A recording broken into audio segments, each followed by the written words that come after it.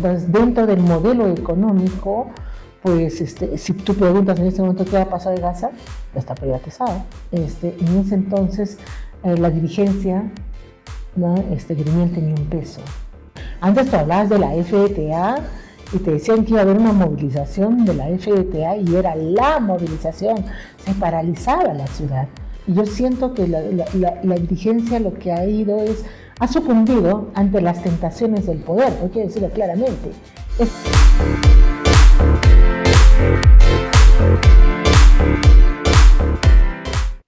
¿Qué tal, amigos de Hablando Van? ¿Cómo les va? Estamos hoy día en otro episodio de este podcast de entrevistas que se emite todos los martes a través de la agencia Van Noticias, el canal de YouTube y el canal de Facebook.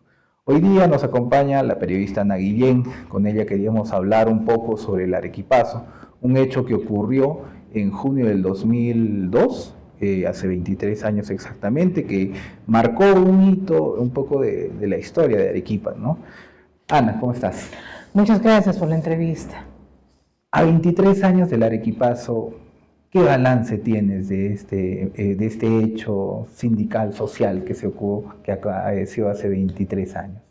Mira, yo felicito que hayas tomado la iniciativa de abordar un tema que en los primeros 5 años, ¿no?, la gente lo comentaba, pero conforme fueron pasando los tiempos, ¿no?, se ha ido diluyendo. Yo creo porque las nuevas generaciones ya no están careciendo de memoria, ¿no? Están careciendo de memoria, ¿no?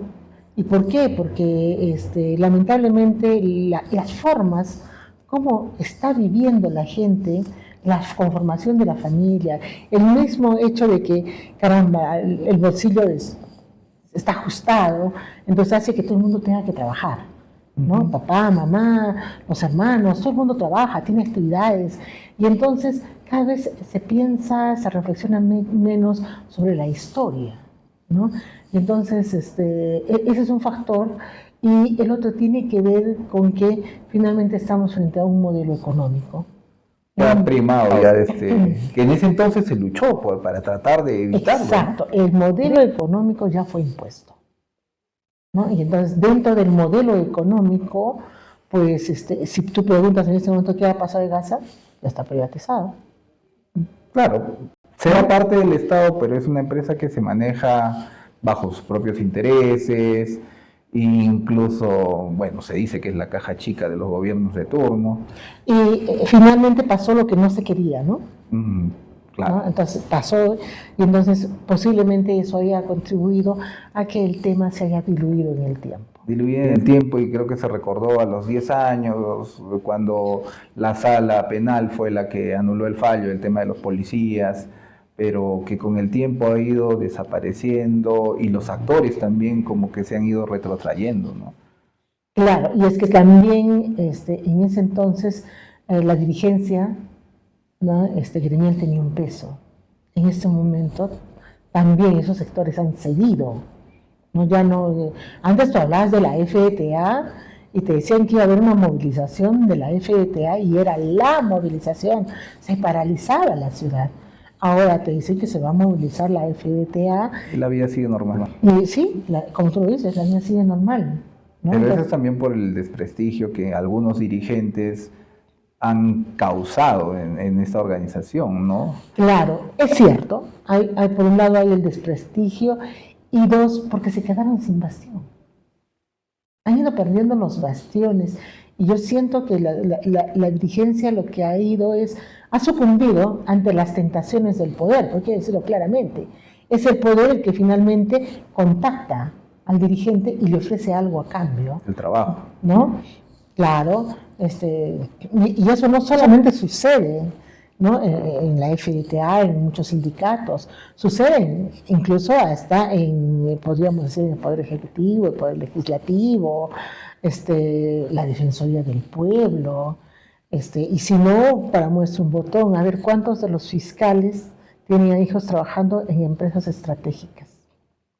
¿Alguien ha investigado eso? En algún momento lo vimos con el caso de la señora Torreblanca, ¿no? Claro, pero hasta no hace mucho de lo mismo se le acusó al congresista Alex Paredes. Claro, su hijo que estuvo en la gerencia de trabajo. Entonces, ¿no? Eso es lo que ha pasado. Entonces, hay un aprovechamiento entonces. Sí, sí. La gente busca el poder y eso es lo triste, ¿no? El poder, la gente debe acceder al poder para ponerlo al servicio de las grandes mayorías, no a los intereses personales. Y eso es lo que está sucediendo en este momento. Y utilizan a la dirigencia sindical para eso. Claro. Y es lo lamentable, ¿no? Exacto. ¿Y qué pasa? Que finalmente las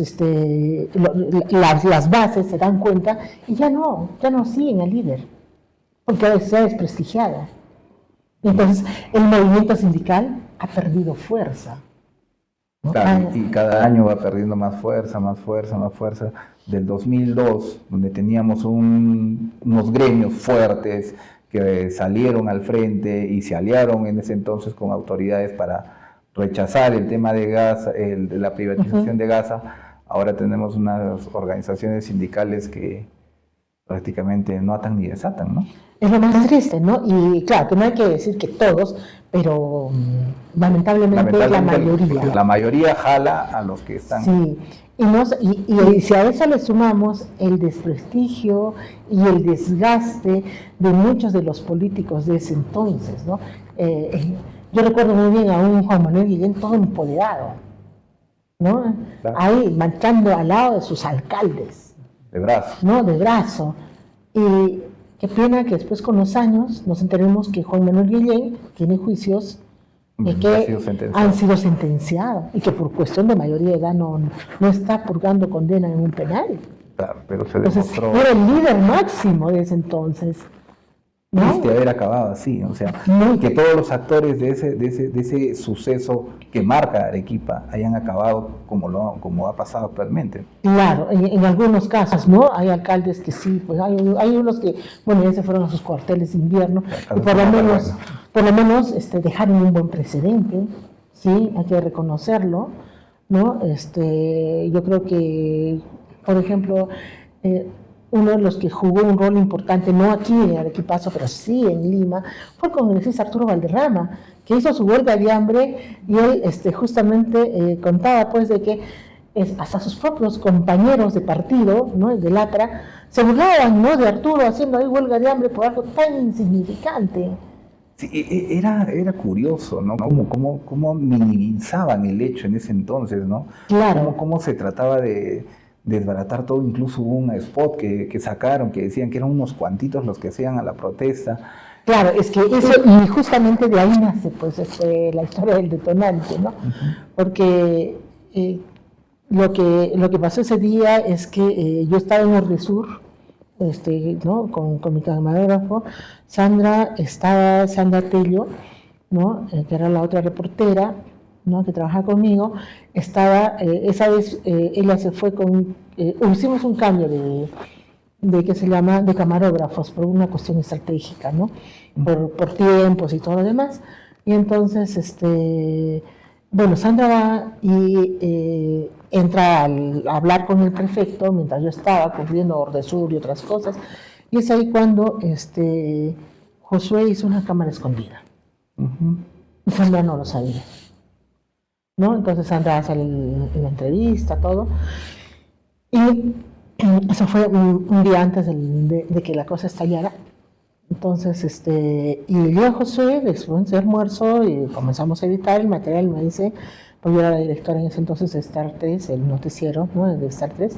Y entonces me dice, Ana, he aplicado lo que estamos practicando, porque ¿no? yo le enseñaba, ¿no? Entonces me dice, he hecho, y a ver, mira lo que he hecho. O sea, lo dijo así con toda, ¿no? Inocencia, sin medir la gravedad de los hechos. Claro. Entonces yo me siento en la isla de edición y comienzo a escuchar pues a este señor, al prefecto, Luis Gutiérrez Cuadros, hermano, el cual le decía, no te preocupes, hermano, todo está tranquilo, por Dios.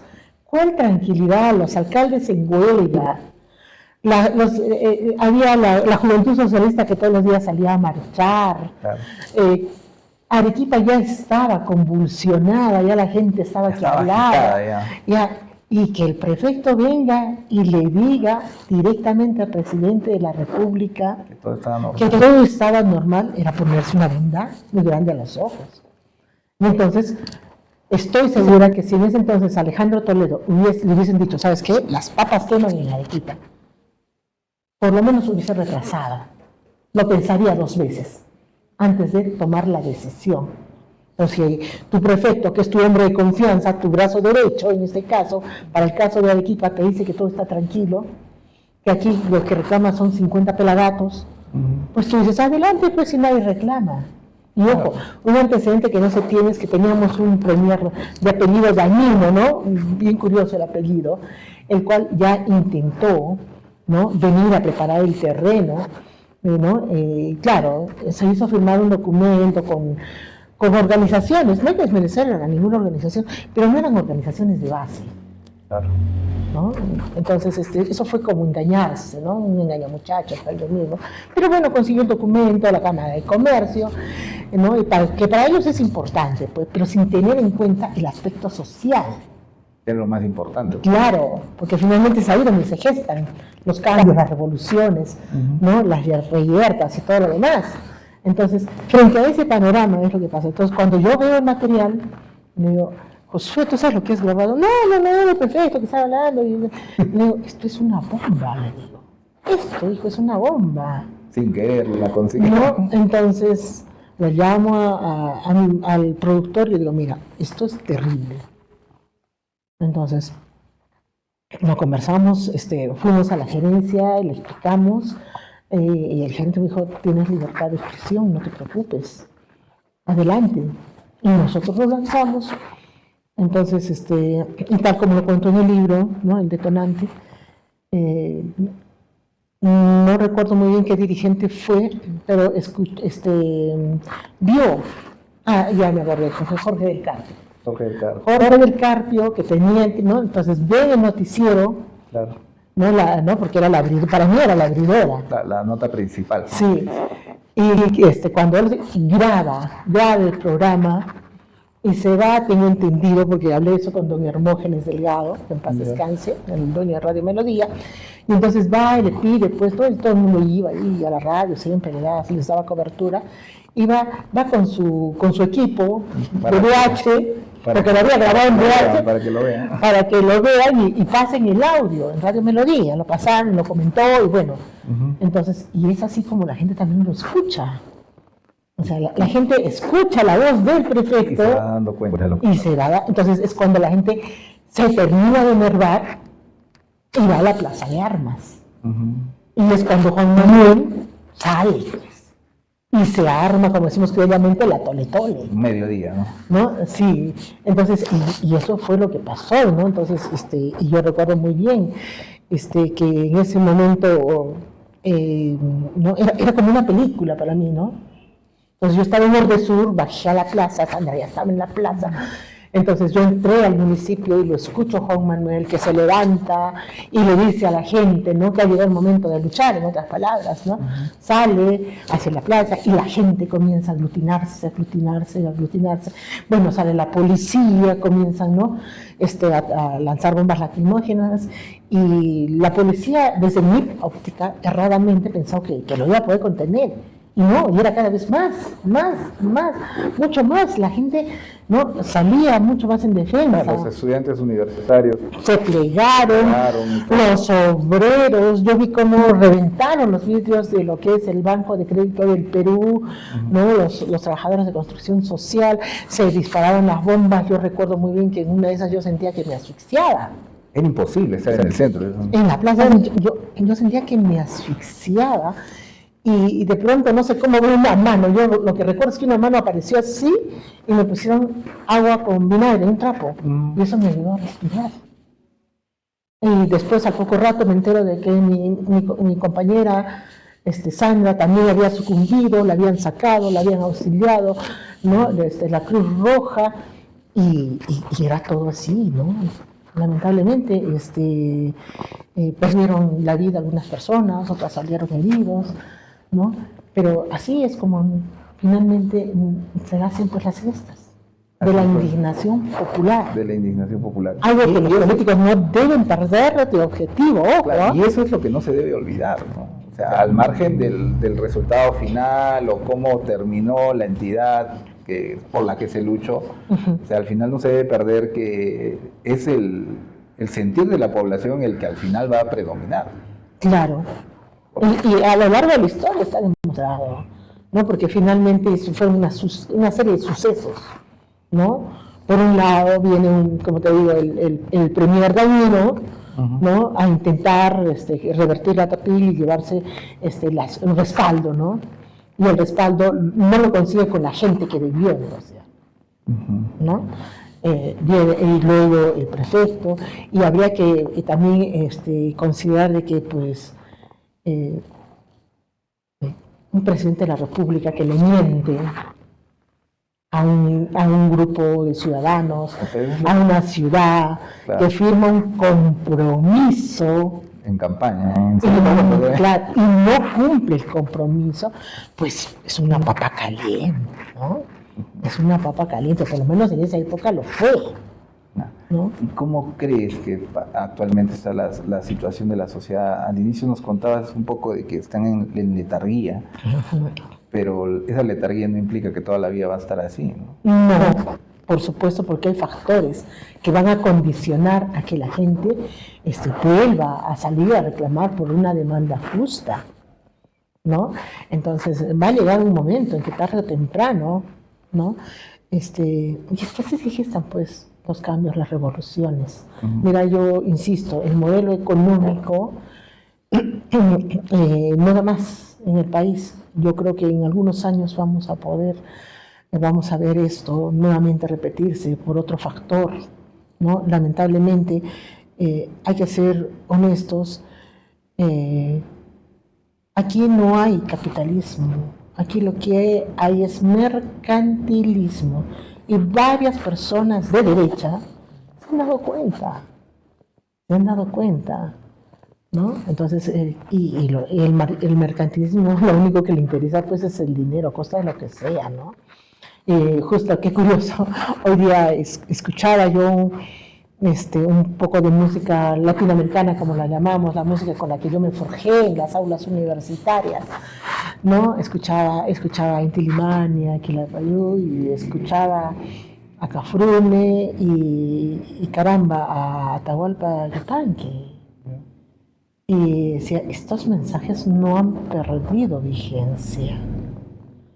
Leí también un artículo sobre Mon Laferte, ¿no?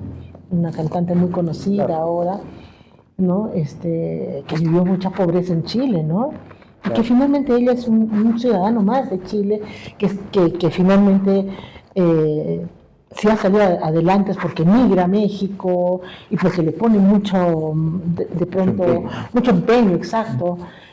Porque si no, de pronto seguiría siendo uno de esos tantos chilenos que en este momento solo tiene para el día al día. Y eso es lo que pasa en el país. La gente está viviendo el día al día. La gente no ahorra, ¿no? Es increíble que tengamos un ministro de Agricultura que en cualquier momento puede hacer estallar una bomba. Porque ¿Por el tema de Majes? No por el tema de Majes, no, yo me refiero, no puede ser posible que a nuestros agricultores del Ande, a la gente que hace la comida del pan llevar, ¿no? Que el ministro les diga que la agricultura es un negocio. Que se den cuenta, que cambien de giro, que hagan otra cosa. ¿Y por qué no le dice eso a los agroexportadores, que en este momento ya tienen una ley para exonerarles del 50% del impuesto a la renta? Más desde que estuvo Fujimori, ese sector ha recibido ¿cuánto de apoyo? Muy poco. No, me refiero a los agroexportadores. ¿Los agroexportadores? No, bueno. Por favor. Es más, ellos hacen lobbies. ¿Y cuántos agroexportadores tienen familiares en el Congreso? La señora Alba, sin ir muy lejos, que fue presidenta del Congreso. ¿Sí? La señora Alba, su esposo, es un gran agroexportador. Klimper es un gran agroexportador que tiene toda la bancada de Fuerza Popular ahí respaldando. Mientras que el pequeño agricultor no tiene a nadie. absolutamente a nadie. Y está en abandono. Está en abandono. Y todavía, encima que está en abandono, tiene que estar peleando con la minería. Porque para nadie es un secreto que muchas de las minas están en cuenca de cabecera. La ley dice que no deben estar, pero no están. Y este Estado finalmente tiene leyes muy laxas que indirectamente les dan muchos beneficios a la minería, no se le controla, ¿no? Y ahora, bueno, a raíz de la minería informal, recién se está viendo, pero y los mineros, las grandes compañías mineras han enfocado muy bien a este tema, ya han redireccionado el ataque, ¿no?, al pequeño, claro, minero, al artesanal, que hace daño, pero, no vamos a negar. Pero el grande no puede también lo hace. Y yo no hago nada. No, ahí está, Rutani, ahí está saliendo. Sin ir muy lejos, Valle de Tambo. En este momento, ¿cómo está el agua? Metales. Sí. Por años. Aruntani, desde el 2016 contamina ese río. Y estamos ahí, a ver, sube arriba. Ahora, por favor, Roque Benavides se pudre en plata, ¿no es cierto? Y Roque Benavides quiere ser presidente del Perú, ¿ya? Y entonces yo le pregunto a Roque Benavides, mi estimado Roque, ¿cómo quiere usted ser presidente si lo primero que está usted haciendo es quitarle a su compañía minera la responsabilidad de un centro educativo, que se lo va a pasar al Estado? Caso Buenaventura. Claro, o sea, ya no, los van a trasladar a colegios nacionales porque Roque Benavides necesitará hacer caja, me imagino, para la campaña electoral, ¿no? Y entonces ya no puede pagar a profesores que antes pagaba para sus trabajadores de la zona. Como lo hace Sauber tiene el colegio, ¿no? Claro, Sauber tiene colegio. Claro, y ahí para sus trabajadores. Pero Roque no puede, Roque necesita hacer caja. Y entonces el amigo Roque Benavides... Cerramos todos los proyectos de Buenaventura, ¿eh? No, o sea, todo lo que sean colegios, no, pues. Óigame, don Roque, invierta menos en caballos de paso, invierta más en educación. Ese señor que no quiere invertir en educación quiere ser presidente. Por Dios, analicemos. Entonces, eso es lo que está pasando. Entonces, todas estas cosas, ¿no?, que son finalmente mercantilismo, se están sumando, son caldo de cultivo.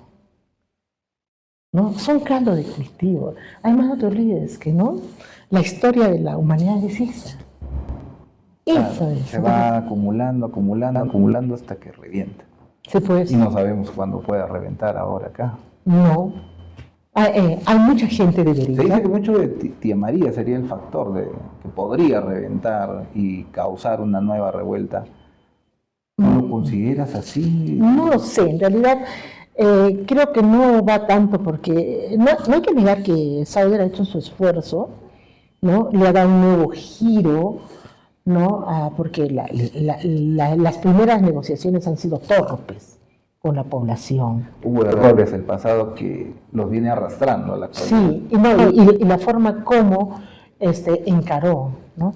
Eso, y ha comenzado pues a hacer lo que hacen todo aquel que quiere algo, ¿no? Te comienza a endulzar, y lo que ha hecho en el Valle es comenzar a hacer una serie de programas sociales, ¿no? De ayuda a la gente para decir, miren, la niña es buena gente, ¿no? Y está en todo su derecho de mostrar su mejor lado, ¿no? Entonces, y de pronto ya pueden haber mucha gente, por la necesidad también, puede haber cedido, ¿no? Ahora, yo no entiendo cómo el Estado se lo puede permitir.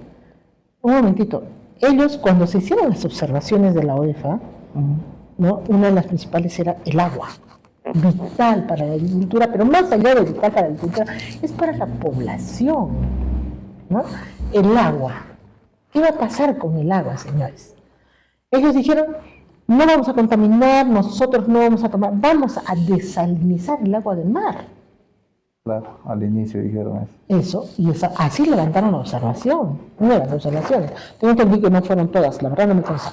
Pero bueno, y después viene el señor, ¿no? Pérez Rocha, si no me equivoco, viene y dice, no, ya no voy a hacer eso.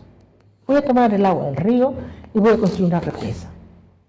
Y el Estado de ingresos. ¿Alguien puede decir de la noche a la mañana, sabes que te voy a comprar tu casa? ya te voy a pagar en efectivo. Y después diga, no, yo no le pago en efectivo, te voy a pagar con bonos del Estado. ¿Tú aceptarías? De los cambios, no. Claro. Es obvio, ¿no? No es cierto, pero es que eso está haciendo la Sauder. Pero ahora dicen que han vuelto a la planta desalinizadora, ¿no? Escuchaba a Elvis Jam incluso cuestionando el nuevo proyecto de desalinización que también va a contaminar. Pero el Estado nunca le ha hecho nada, ¿no? O sea, hemos escuchado a un ministro que decirle, sentarlo y decirle, oigan. Bueno, sí, el Estado quedó un poco en silencio. Ese es el problema que tenemos. ¿No? Pero tú ves que pueda repetirse esta figura del arequipazo en Isla. En Islay. Mira, hace tiempo que no voy por ahí. Es prematuro, ¿eh? Es prematuro, pero yo creo que el agua es un muy buen caudal de protesta. El agua. Porque los agricultores, para nadie es un secreto que cuando los agricultores han visto cómo llega el agua a Concha, se han comenzado a preocupar. Y tienen, ¿a dónde la tienen la mina? ¿La tienen así de lejos que Arutani? No. La tienen al frente, la van a tener al frente. En Moquegua. Claro, arriba. En el límite, ¿no? Claro que ha bajado y ha contaminado toda la cuenca. Claro. A Sauder lo van a tener al frente. Jaime Quito decía la semana pasada que debido a Aruntani es el rechazo a la tapada de Tía María. Posiblemente, pero yo creo que es el agricultor que defiende su actividad. No hay que negar eso. Yo particularmente, yo les digo a muchos de los amigos que apuestan, yo creo en principio que minería y agricultura pueden convivir, sí pueden convivir, pero con reglas claras y sin dañarse uno al otro, en principio. Hace muchos años, cuando yo era reportera en una convención minera, pude entrevistar a un ingeniero de Australia, y que le comentaba ya de los, porque ya habían los conflictos, y entonces me indicaba de que ellos tienen una forma muy interesante de medir, ¿no? Dónde es la compañía minera puede explotar, dónde puede hacerlo a socavón y dónde puede hacerlo a tajo abierto. Y ese es un problema de fondo. A tajo abierto hay mayor rentabilidad. Mercantilismo, ¿sí? Rentabilidad. ¿Ya? Volvemos a lo mismo.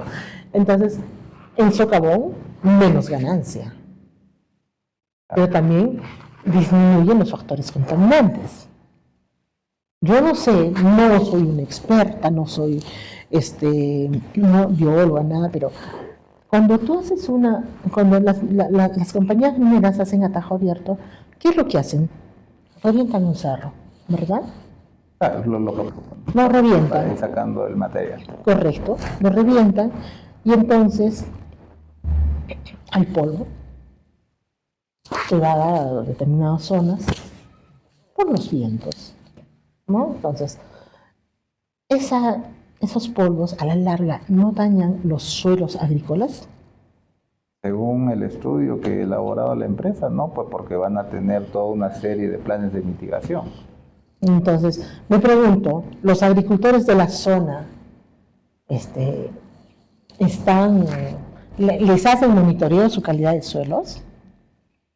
¿Hemos medido la productividad, si está en aumento o en recesión?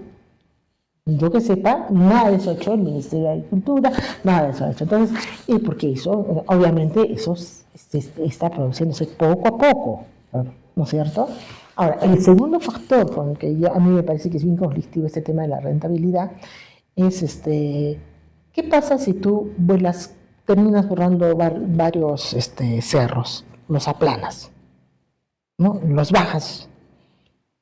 ¿Cambian o no la dirección del viento? Claro, por lógica, ¿no? No hay que ser un geógrafo de gran magnitud para darnos cuenta. Y eso no va a pasar con la minería a tajo abierto. Claro, es un factor que podría ocurrir, ¿no? Claro, no lo vamos a ver ahora nosotros, pero lo verán tus hijos o tus nietos. Y entonces, si tú cambias la dirección de los vientos, ¿qué puede generar eso? ¿no? A la larga. Entonces, eso sí en el extranjero sí lo dimensionan. Y deciden si es que es conveniente o no que haya la actividad minera Y si la actividad minera puede hacerse a tajo abierto, bien, no va a dañar mucho, y si no, hay que pagar el costo social, ¿no? Hay que pagar, ¿no? Y para mí la solución, yo digo, ¿no? No sé, no soy experta. ¿Son cuántas hectáreas del Valle de Tambo? No tengo la memoria, no tengo la cifra en ese momento. Pero ¿y qué pasa si se reubica a toda esa gente del valle a otra zona donde pueda hacer agricultura en las mismas condiciones, con la misma cantidad de agua, porque ellos tienen bastante agua, Claro. con la misma cantidad de suelos? Entonces, así nos evitaría, la compañía minera estaría dispuesta a hacerlo. Podría ser una solución, habría que ver los costos y Costos, también que rentabilidad. volvemos a lo mismo. Y eso, pues, a ver, dile al empresariado peruano, al empresario, ¿sabes qué? Mira, esto va a ser un poquito menos rentable. ¿Le gusta la idea? No, obvio, un empresario va a decir, no, voy por el lado más que me es más económico. Claro, porque tiene el chip, ¿no?, de la rentabilidad, tiene la posición, ¿no?, que simplemente es pues, ¿no?, la mercancía. Estamos en un estado mercantilista. Entonces acá se olvidan de derecha, de izquierda, olvídense. El tema para ellos es rentabilidad y no importa el costo social. Y bajo esta premisa y de lo que hablábamos al inicio, con una clase dirigencial desprestigiada, ¿cómo podría de repente encabezarse una lucha social? A través de, muchos dicen, las redes sociales, que ahora puede ser el impulso. Puede ser, pero yo creo que ahí va a haber siempre, como dice mi libro, un detonante. Hay algo que hace que esa gente se organice de la noche a la mañana. Ahí tiene que haber, va a surgir algo, claro, va a surgir algo que le indigne y que finalmente diga, esta es la gota que derramó el vaso de agua. Porque en el caso de Merino, cuando fue retirado del gobierno, fueron las redes sociales, el canal de convocatoria, si se puede decir. Y también el rol que jugaron muchos medios de comunicación de señal abierta, que se la tenían jurada Merino. Hay que decirlo claramente, ¿no? Porque en ese momento comenzaron a transmitir en señal en vivo. Comenzaron a transmitir lo que... ¿Qué pasaba si no transmitían como sucede ahora? Ahí también hay varios intereses. Por supuesto. No te olvides que lamentablemente muchos de los medios de comunicación de señal abierta grandes pertenecen a grupos económicos, ¿no? Grupos económicos que también juegan sus propios... mayoría ahora. Juegan sus propios intereses, ¿no? Si la señora Boluarte ha pasado de ser de pronto hasta, bueno, los primeros meses la han dejado tranquila y después ahora le investigan hasta la uña, que no está mal, ¿no? Pero ¿por qué lo hacen, no? Eso es lo malo, ¿no? Cómo se usa el periodismo para ciertas cosas y en otras te pasas de largo. Claro, y es que hay que quitarnos un mito, pues eso de que nosotros somos el cuarto poder, los periodistas del cuarto poder, no. Los periodistas no somos el cuarto poder. Los dueños de los medios de comunicación son los dueños del cuarto poder, porque creo que conocemos a muchos, ¿no?, colegas que finalmente, si tú no haces lo que te dicen, bye bye, ¿no? Simplemente te llega tu carta, ¿no? Y si no le gustas al poder, por favor, a mí me lo han hecho cuantas veces, ¿no? No me gusta, pago, la despides. Gracias. Muchas gracias, ya, y nos vamos con la edad, ¿no? Nos vamos. Claro que yo sé que hay mucha gente que no puede decir me voy, y se queda. Y se queda. Y se adecúa. ¿Sí? Se adecúa a la situación, porque finalmente tiene bocas que alimentar. Y eso lo sabe el empresario. Y por eso aprovecha. Se aprovecha y lo presiona y al final lo lleva a donde él quiere. Porque si no, ya ver, César Hildebrand, un hombre muy lúcido, ¿no? Ahí con su semanario se mantiene y ahora está también, ¿no?, haciendo su podcast, ¿no?, y todo lo demás. ¿Por qué no sale en señal abierta? ¿Y cuánto rating daría Hildebrand? Más. Estaría por las nubes, ¿no? Claro, pero no puede. no le gusta lamer botas. Mm. Esa es la verdad. Pero ahora con los medios alternativos, como les llaman, o el uso de las redes sociales, se puede llegar, porque también estamos en una debacle de la señal abierta.